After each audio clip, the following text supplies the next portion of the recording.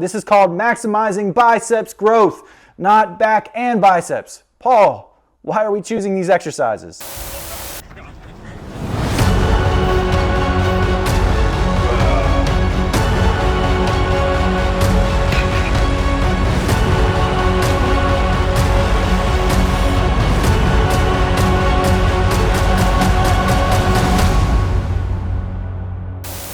All right, what is up, everybody? It's your boy Aaron Collins.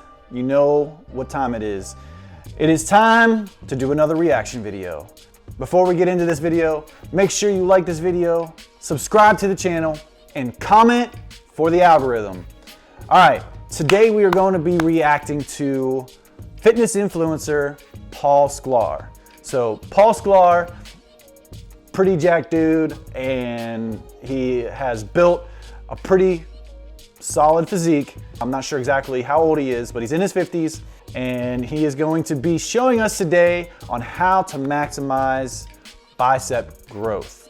And I'm going to be breaking it down, letting you know if what he's saying is good or if it's not good, what you should do or what he should do to help maximize biceps growth. Once again, I am a certified strength and conditioning specialist. I have a bachelor's in exercise science, and I am a physical therapy assistant. I've been doing this for over 10 years, and I just want to offer my knowledge, educational experience, and also I love Jesus, I love exercise, I love people, I love music, and that's why I'm in this. AKM, always kingdom motivated, always keep moving, Aaron Collins Music. All right, let's get into this. All right, Paul Sklar, what do you have for us today? Hey guys, Paul from Paul Sklar X Fit. Welcome back. So you want big arms, and I know you've asked this question before, and I've shown you a lot of different ways. Today, I'm gonna show you something new. I'm gonna show you a different way to get your arms looking solid and big in a shirt and without a shirt. I've said this before. All right, so first of all, my man's got some big arms. I think he might give me a run for my money in his 50s. This is insane that he's in his 50s and he's done this naturally to what he claims that he has never taken any performance enhancing drugs, and he is an all-natural physique athlete. So that is a very impressive accomplishment to be able to look like that in his 50s and to have done it naturally. So first of all, give him kudos. Shout out to Paul Sklar. You've been putting in the work.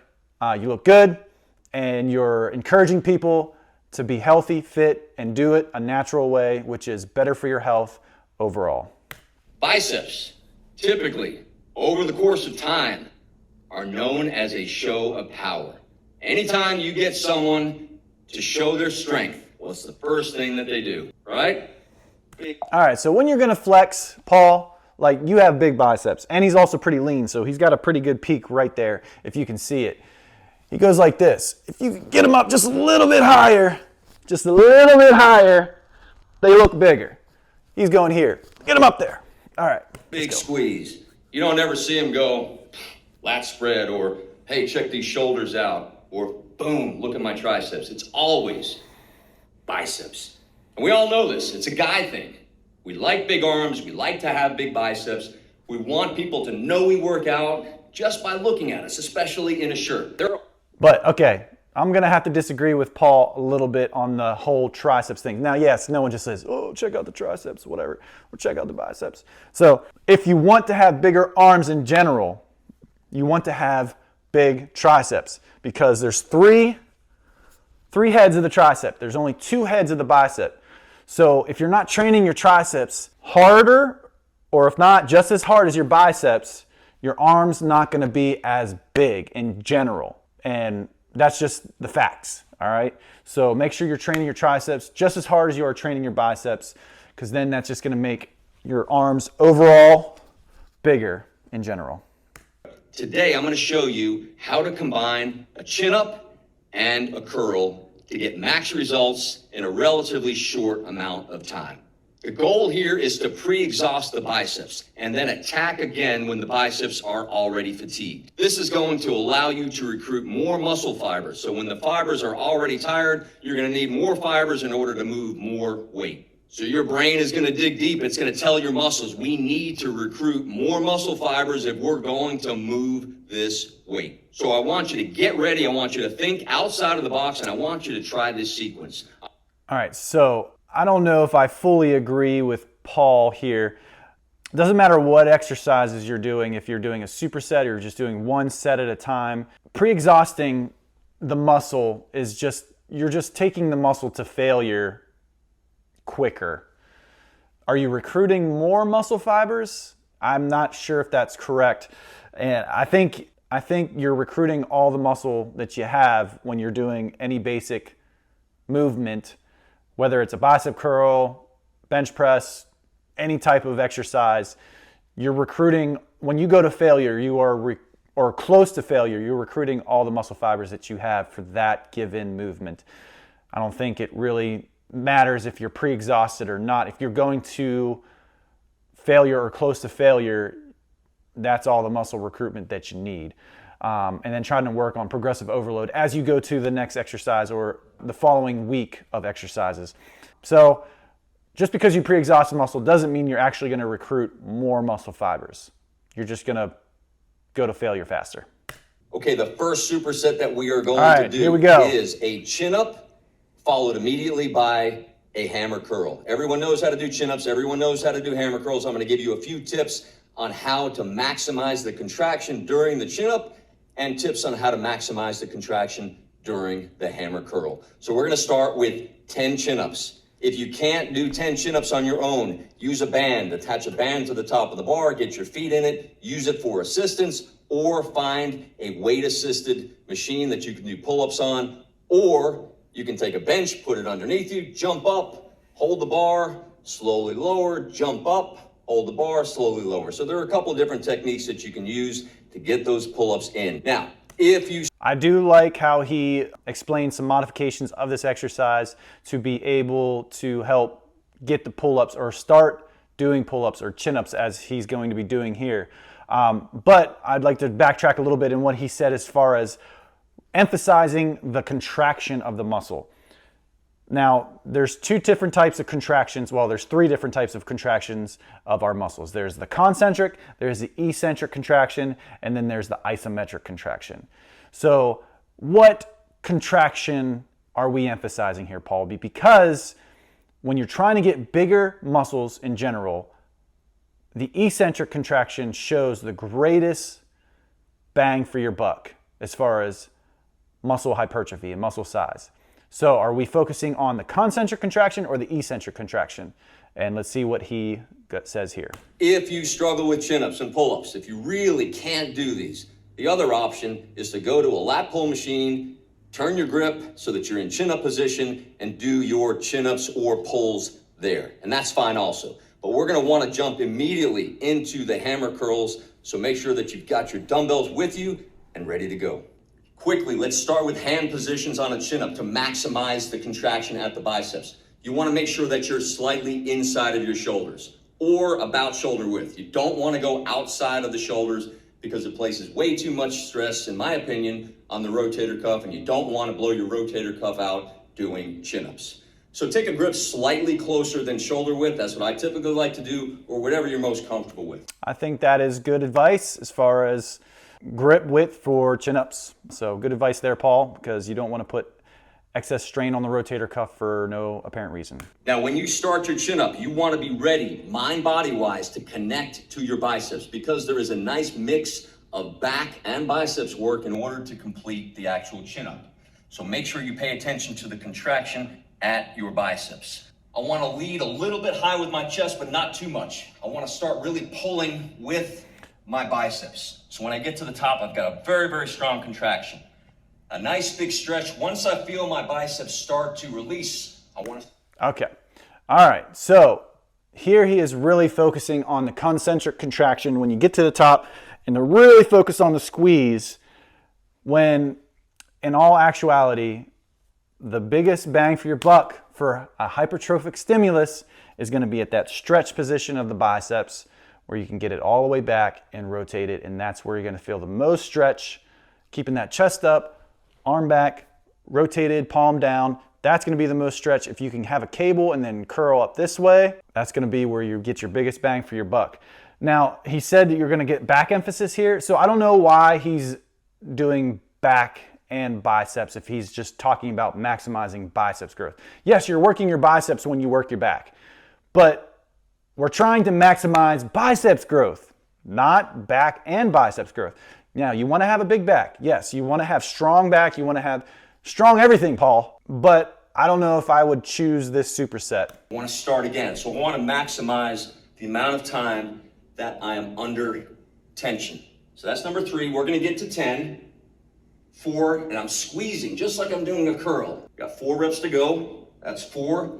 Get as much stretch as you can in the biceps. So the reason why he said down, like when you feel it release, then go, because when you're at the bottom of a pull-up or a chin-up, and you're not keeping tension, there's no gravity there that's causing any stimulus to the biceps. Especially, you're at a shortened position already here, and you're a shortened position here. So I just don't know why we're choosing chin-ups to maximize biceps growth. Anyways, let's keep going. 3, big squeeze though. 2, you should feel abdominals. Focusing on the squeezing is, big squeeze. You gotta focus on the stretch. So I'm gonna get an extra one just in case. Big squeeze. My biceps are fatigued. Let's drop right down and get those hammer curls done. All right, so we're going to hammer curls. Let's see how he does these. Out of breath. So you get a cardiovascular benefit or a metabolic benefit to the exercise sequence as well. I'm gonna have you take your arms and put them forward of your body. So from the front, you can see I'm locked in, lats on triceps, triceps on lats. From the side, you can see I've got the dumbbells resting on my legs, chest nice and high. I'm gonna alternate, so I'm gonna big squeeze up and right back down. The goal here is to get 10. He has the dumbbells in front of his body. To change this exercise to make it more beneficial, I would lay on an incline bench to get a little bit more stretch with the arm behind the body, bringing it up here instead of, so I would try to get my arm back here and then bring it up there. That's gonna maximize biceps stretch. Instead of focusing so much on the squeeze and the contraction, we wanna focus on the stretch, and that is gonna help elicit a greater hypertrophic response. And I don't know why he's doing them alternating. I mean, alternating is good because it gives you a little bit more rest in between each rep, so you're able to do more reps closer to failure, have a little bit more time under tension. But I like to do both at the same time because it just goes faster, goes quicker, and it's more efficient. On each side. And I'm not just throwing these weights up. I'm contracting extra hard.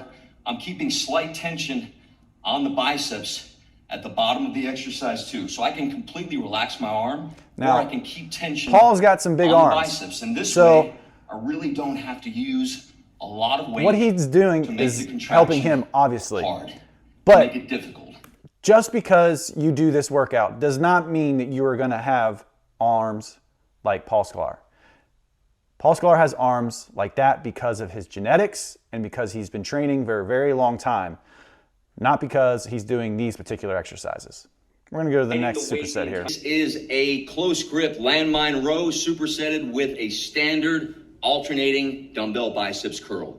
Real simple, but extremely effective. Now, if you don't have a landmine or a landmine row, don't worry, no problem. You can substitute that exercise with a number of different exercises, such as a bent over dumbbell or barbell row, a seated cable row or standing cable row, and once again, I don't know why we're doing rows, supersetting with some sort of isolated bicep movement. It doesn't make any sense. We're trying to maximize biceps growth and we are hitting the back, which I don't have a problem with that. Then call it back and biceps.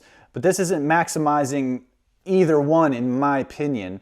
I would like to see better exercise selection. That's all I have to say. Last resort, if you don't have any of those, you can do a standing or seated banded row. I do like how he offers, on the other side. I do like how he offers modifications to these exercises so that anybody can do them.